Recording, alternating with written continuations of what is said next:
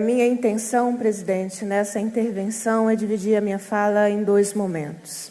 Eu quero falar exatamente do que foi a audiência de ontem, que muito nos impactou, mas antes me permita uma consideração que eu já fiz em outros momentos, mas eu vou retomar.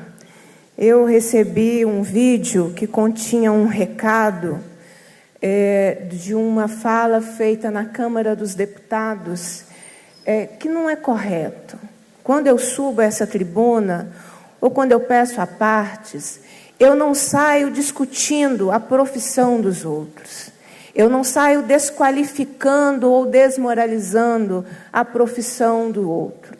Mas eu não sei que insistência algumas pessoas têm de desqualificar a minha profissão, de desqualificar o professor, de dizer daquilo que nós não fazemos e utilizar de uma tribuna parlamentar para isso. Situações de violência que a gente vive depois, elas se reportam a isso. Porque quando se vê pessoas públicas, autoridades, num processo permanente de depreciação de uma profissão, então todo mundo pode agredir, depreciar, jogar a cadeira na professora, quebrar o braço da professora, porque está valendo tudo.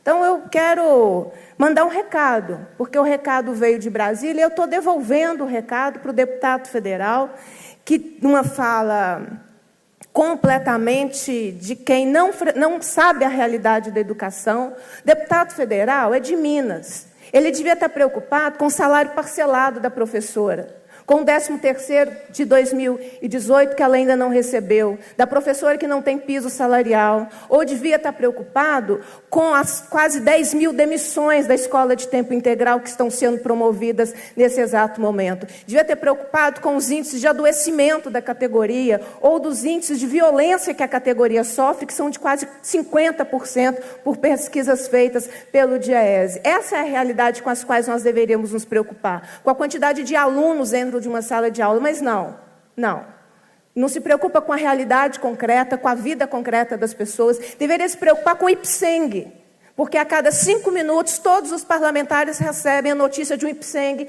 de um atendimento que parou de ser feito porque o IPSENG não fez repasse, ou seja, se quer o atendimento daquilo que é patrimônio do servidor e da professora, isso lhe é garantido. Mas o deputado, ele não se preocupa com nada disso. Inclusive, ele deveria se preocupar com a categoria que ele representa. Que a categoria que ele representa também está com salário parcelado, está sem reajuste salarial, não está com condições adequadas de trabalho. Aqui, nós tivemos a oportunidade de ver no Instituto de Criminalística que falta pessoal, nas reuniões da CPI faltam investigadores, faltam bombeiros, faltam peritos, faltam servidores administrativos. Segurança Pública também precisa de percepção e de atenção para resolver os seus problemas. Mas é isso, né? A educação é um lugar comum que as pessoas que não entendem nada acham que têm o direito de dar palpite. Então, estou devolvendo o recado que um deputado federal aqui de Minas Gerais fez da tribuna ao desqualificar na sua fala, porque dizer para um professor, parem de fumar maconha e saia da casa da mamãe, isso não é fala de um deputado federal. Isso não é fala de um deputado federal para um professor. Então, eu estou aqui protestando e defendendo o professor, que ele não quis citar o nome, o professor é da cidade de Borda da Mata, é um professor de filosofia. Tínhamos que ter mais aulas de filosofia nas nossas escolas, porque talvez bobagens como essa não comporiam o pensamento das pessoas sobre uma educação no nosso país. Então, quero dizer que os professores de filosofia são essenciais. A nossa profissão é essencial. E quem quer dar palpite sobre a nossa profissão, vá na sala de aula. Mas não vai avisando, não. Faz como nós fizemos na semana passada, chegamos no Instituto de Criminalística para uma visita sem aviso prévio. Vai para conhecer a realidade. Vai para ver todo o contexto de onde os meninos comem, das condições de trabalho da professora, pergunta para a professora de quantos alunos a professora é responsável, pergunta qual é o cotidiano, pergunta quanto tempo ela demora para cuidar desse diário eletrônico, pergunta a vida concreta das pessoas, porque eles dizem daquilo que nós não fazemos e desqualificam a nossa profissão. Isso precisa ter um fim, e toda vez que eu receber uma notícia de alguém tentando desvirtuar e desqualificar a nossa profissão, eu virei aqui fazer a defesa da nossa profissão. Eu não desqualifico a profissão de ninguém.